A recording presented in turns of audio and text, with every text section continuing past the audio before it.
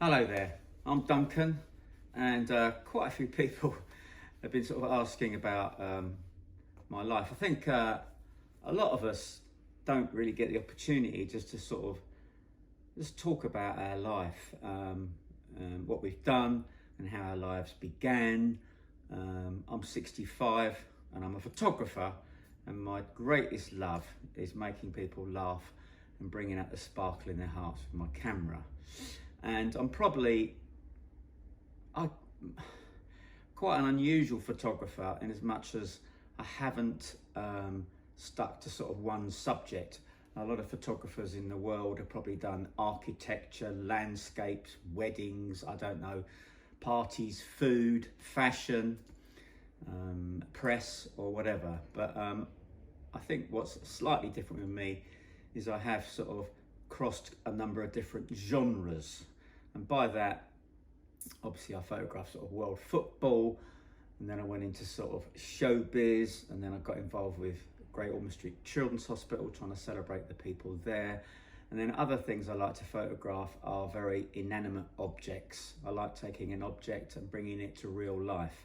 I've got an owl called Henry the Owl, Bob the Penguin, and they're kind of all like my inner child. They're when I'm probably at my happiest, is when I'm out with those sort of characters, and also making people laugh, because I am probably quite an introverted person. I come over as very sort of confident, but that's probably some sort of a side of me I've created because I didn't get maybe the love and devotion I wanted from my dad, who was a wing commander, and my mum was an artist. And my dad was, and mum and dad were fantastic people, but I just didn't get that something, and I think it's left a big hole in my heart or my soul, and so I always feel inadequate. But you might want to know, I thought I'd just sort of say, where did all this start? Well, if you go back 65 years to 1957, my mum and dad went to Hong Kong. They kissed each other, and after a bit of kissing, a little embryo went up to heaven, and then I was born in Hong Kong. And after that, we went to Australia when I was 3 until I was 6.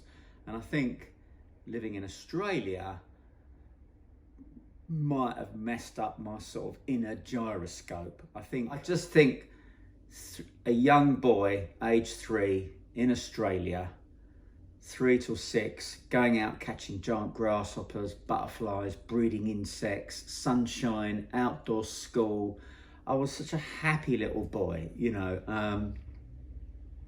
Well, I think I had a lovely childhood. But when I was 6, suddenly you're sort of picked up and taken back to grey England, and maybe that just sort of upset me a little bit. I don't know, upset my inner something. I'd never really feel settled wherever I live. So how did I become a photographer? Well, if we fast forward a bit, when I was 11 years old, I always saw my dad with a camera, sometimes out with taking the odd picture. And so I begged him for a camera, and when I was 11, they got me what's called an Instamatic 33, and it had a sunny and cloudy dial. These were the simpler days when you just pressed a button, put a film in the back. But I loved my little camera, and I used to go out all the time taking pictures with it. And then going forward a few more years, when I was about 14 or 15, I upgraded myself, or my parents upgraded myself to a big grown-ups camera. And then I got what's called a Zenith E. Okay? Now, Zenith E was the sort of early days of an SLR camera.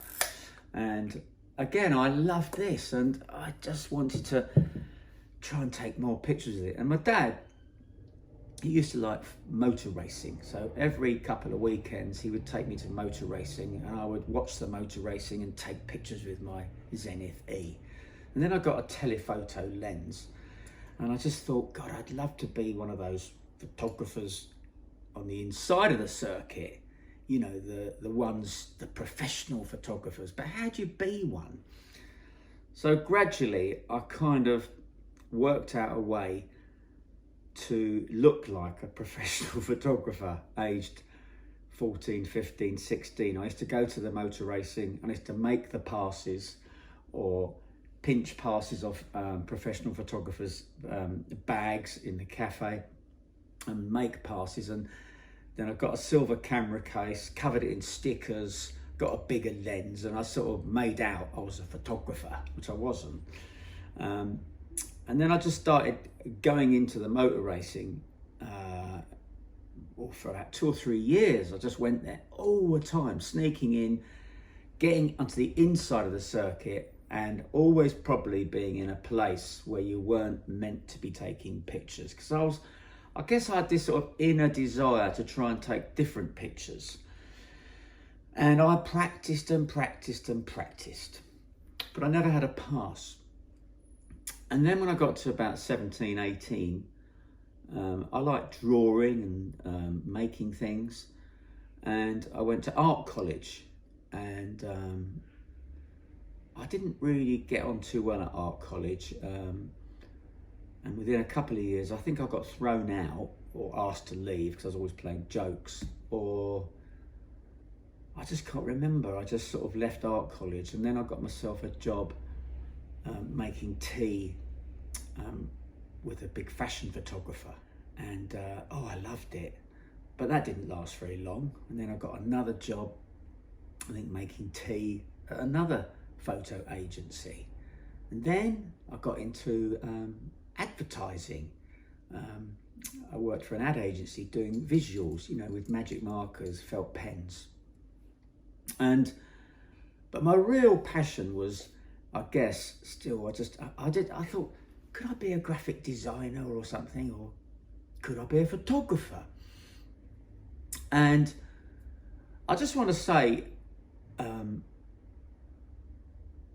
always been a bit different, and I never really had close friends. I don't know why. I think there's just something about me. Maybe I can't make friends. I had friends, but not, I guess, because I never played golf or football. I had no interest in all that. And then I was so desperate to try and be a photographer, honestly, to be a sports photographer. I didn't know how to do it. And then I did get a job at a what's called a news agency in London. I'm sorry if this is a bit boring.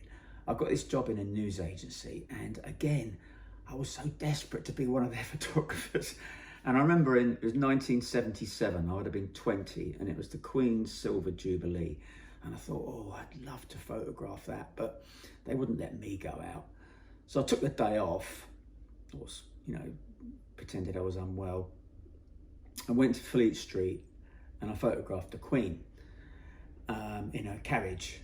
And I put the film back with the real press photographers and got it processed. And I ended up, I think I got a picture on the front page of the Daily Telegraph. It was sort of my first, but they sacked me for that, for being a bad boy.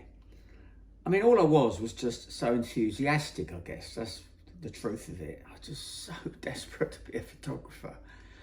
And again, I was still going out to motor racing and other bits of sport photography. And then an opportunity came along to be a junior tea maker, tidy upper, sort of junior designer at a little football magazine called the Football Handbook. And I knew nothing about football, wasn't even interested in football. I thought, if I could somehow maybe become a football photographer. How do you become a blooming photographer? The magazine used to go and visit First Division training grounds and photograph players showing their skill, like how to do a header, how to do a corner. And one day the photographer that did that wasn't very well, and they let me go. And so I did it. And then I did it the next week. And then they quite liked the way I did it, and somehow or other they let me do more of them. And I did that for about 6 weeks. And then we were having lunch one day in the pub, and they were talking about other players to do. And I think somebody or I said, God, you know, wouldn't it be great if we could do a really super footballer? And I said, how about if we do, why don't we do Pele? And the editor said, well, I don't think we're going to get to Pele, the world's greatest Brazilian footballer. It'd be impossible. And I said, I think I said something along. I said, well, maybe if I go to America, I could just say hello to it. And they said, oh yeah, okay, Duncan, you know, good luck. So a week later, I took a week off, and I got what's called a Freddie Laker flight. It's like a standby flight from Heathrow Airport, and I flew to New York with my camera, with the hope, I had this sort of idea that I might better meet Pele. Now, to cut it very short, I found out where he was training at the Giants Stadium in New York, but there was nowhere to get in. But it was really hot and humid, and I just thought, is there a way? I know what I'll do. So I bought some ice lollies and sort of bypassed the security, and I got into the training ground, and I saw Pele, and I just walked up to him and said, hello, I'm Duncan from London. I bought you an ice lolly because it's so hot. And he stood there and he said, wow, that's so kind. Why are you here? And I said, oh, I just wanted to say hello to you, and maybe if I could just photograph you. We do these, I showed him my little magazine. And Pele gave me 40 minutes of his time. He let me photograph it. I put him in goal, and I did different pictures of him. And he was just so charming. When I got back to London, had my film processed, and the editor they couldn't believe I'd got these pictures of Pele, you know. And then I kind of became what's called a football photographer. So they started sending me to football matches. But again, I was pretty hopeless with a long lens. It's very difficult to shoot football. You have to do something called follow focus. That's where you have to sort of, a player's running at you, you try and keep it, getting it in focus. And the lenses back then were pretty primitive in the late 70s. But I did persist, and eventually I practiced so much. I couldn't afford the film, and I used to go to park football on Sundays and take pictures of park football on Sundays with no film in a camera, just to sort of practice my focusing. Yeah, I sort of became this sort of football photographer, I suppose. And then the magazine closed down, and I became a freelance photographer, football and a few other sports. And yeah, it was.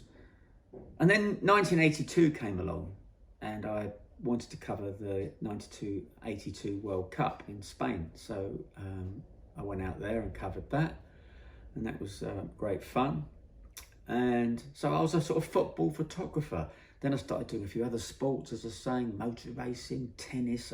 I'd sneak into Wimbledon and try and do that. And I wasn't really making any money. I had a massive overdraft, £7,000, I remember that. But I had this inner desire to try and be a blooming photographer.